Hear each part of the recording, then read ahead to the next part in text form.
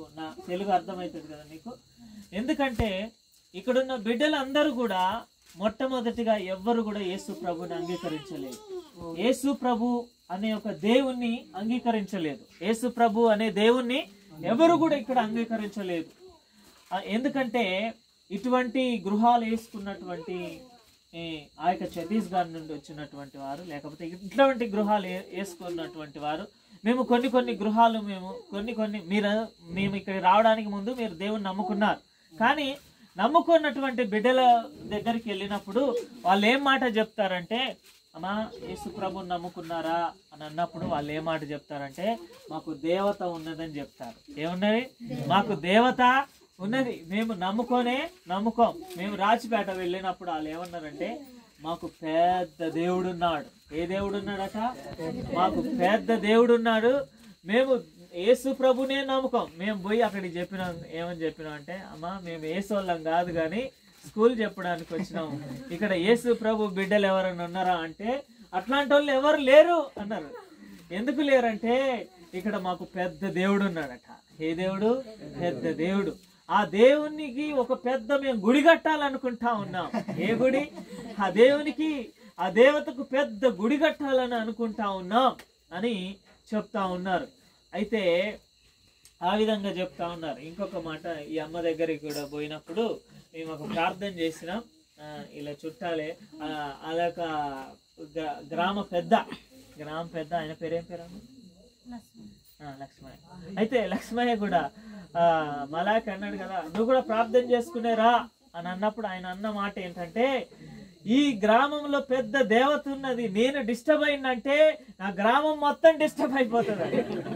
నేను ఒక్కడిని డిస్టర్బ్ అయితే నా గ్రామం మొత్తం డిస్టర్బ్ అయిపోతుంది అని అంటా ఉన్నాడు కదా. అమ్మా మీకు దేవుని మాటలు చెప్తా ఉన్నాను ఏంటంటే, వీళ్ళందరూ కూడా అటువంటి దేవుని పూజించినటువంటి వాళ్ళే. అటువంటి వీళ్ళు కూడా ఇంతకుముందు సువార్త ఎవరైనా చెప్పడానికి వచ్చినప్పుడు వీళ్ళు కూడా అదే మాట చెప్పుకుంటారు నాకు తెలిసి. అమ్మా నాకు కూడా దేవత ఉన్నది, మాకు కూడా దేవుడు ఉన్నాడు, మీరు రావద్దని చెప్పినటువంటి వాళ్ళు ఇక్కడ కూర్చొని ఉన్నారు. అటువంటి పరిస్థితుల్లో కూర్చొని ఉన్నారు. అవునా కాదమ్మా? కదా, అటువంటి పరిస్థితిలో ఉన్నటువంటి వాళ్ళు ఇక్కడ కూర్చొని ఉన్నారు. ఇక్కడ నువ్వు ఒక్కదానివే, ఇక్కడ 20 మంది ఉన్నారు. ఎంతమంది? 20 మంది. వాళ్ళు కూడా అదే మాట చెప్పారు, మాకు దేవత ఉన్నది, మాకు వేరే దేవుడు ఉన్నాడు, మేము వాళ్ళని తప్ప నేను పూజించను అని చెప్పినటువంటి వాళ్ళు ఇక్కడ కూర్చొని ఇంతమంది పిల్లలు, ఇంతమంది పురుషులు, ఇంతమంది స్త్రీలు ఉన్నారు. వాళ్ళు ఏ దేవుణ్ణి అంటే వాళ్ళు నమ్మిన దేవుణ్ణి పూజించి ఉన్నారు. కానీ ఒక్కరోజు వాళ్ళకు యేసు ప్రభు గురించి తెలిసింది. ఎవరి గురించి? యేసు ప్రభు గురించి తెలిసింది. యేసు ప్రభు యొక్క సువార్త తెలిసింది. యేసు ప్రభు ఆయన యొక్క సువార్త వీళ్ళకు అందినప్పుడు ఎన్ని సంవత్సరాలకు నమ్ముకున్నారో నాకైతే తెలియదు. కానీ వాళ్ళకు నమ్ముకొని వాళ్ళు దేవుని స్తుతిస్తా ఉన్నారు. గట్టిగా చప్పట్లు కొడదామా?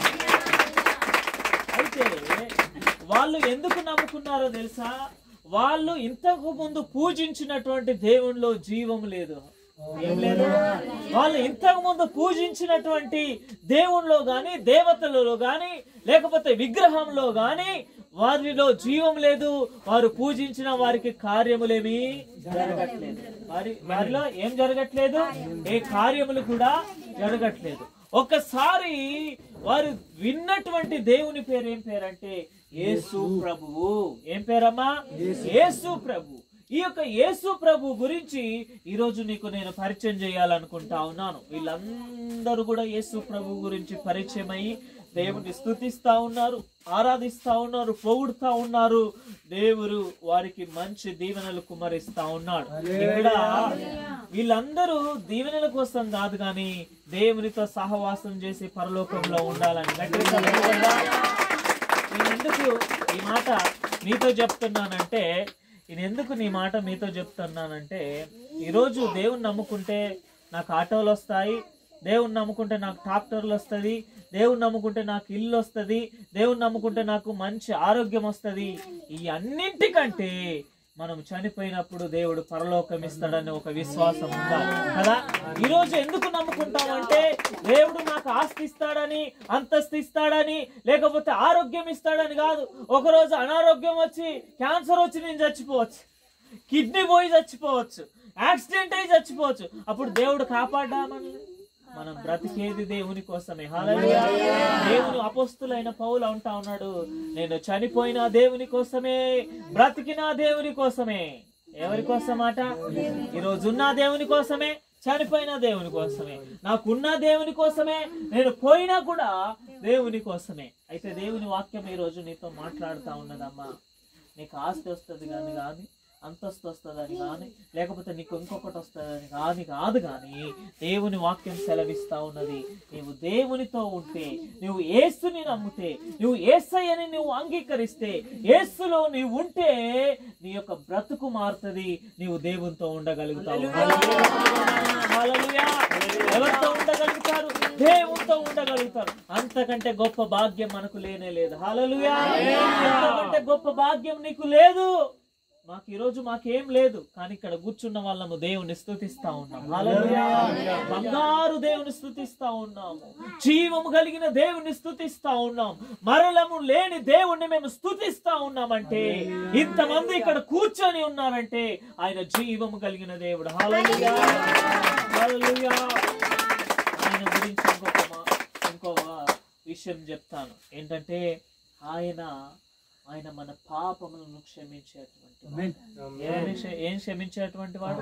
మన పాపం. అయితే మన కోసము యేసు ప్రభు అనే దేవుడు ఏం చేశాడంటే, ఆయన సిలువలో మన కోసం మరణించాడు. హల్లెలూయా. ఆయన సిలువలో నీ కోసం మరణించాడు. ఎవరి కోసం? నీ కోసమే మరణించాడు.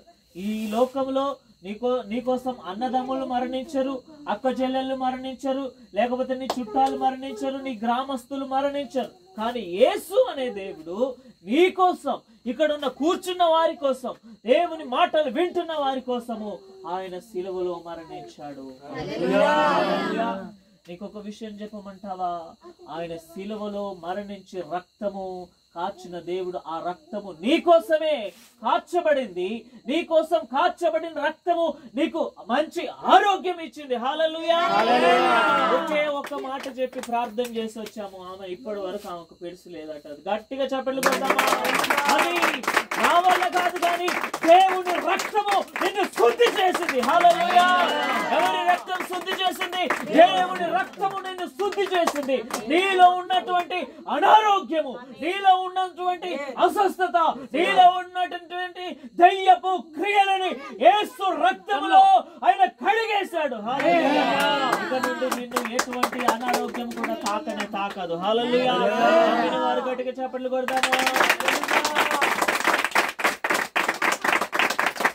యేసు ప్రభువుని నమ్ముకుంటే నీలో ఉన్న అనారోగ్యం పోతుంది, నీలో ఉన్న అస్వస్థత పోతుంది.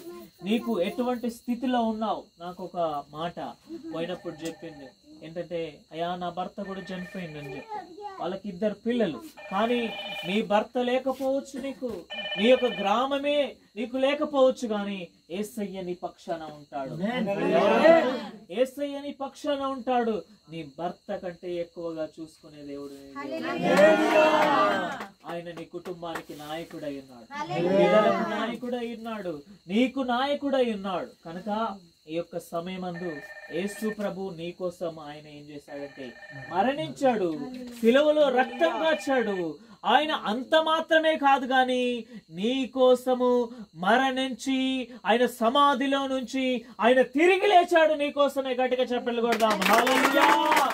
ఈ లోకంలో దేవతలు ఆయన మరణించడమే గాని తిరిగి లేచిన దాఖలా ఒకటి కూడా లేదు. కానీ మన యేసయ్య నీ కోసమే మరణించి తిరిగి లేచాడు. హల్లెలూయా. నీ కోసమే మరణించి తిరిగి లేచాడు. నీకోసమే ఆయన తిరిగి లేచాడు.